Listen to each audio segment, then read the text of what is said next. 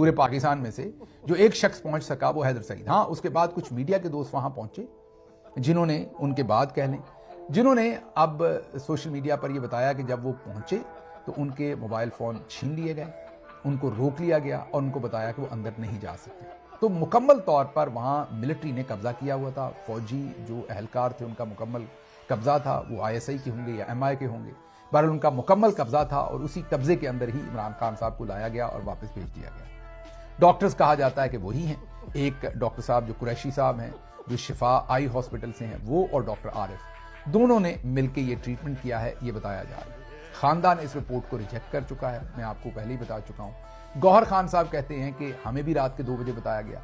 शाकिर अवान साहब ने एक ट्वीट किया है और वो ये कह रहे हैं कि जब ये प्रोसीजर हो रहा था, जो हमें समझ आई उनके ट्वीट से, तो गौहर खान साहब और अचकजई साहब उस वक्त ऑनलाइन मौजूद थे।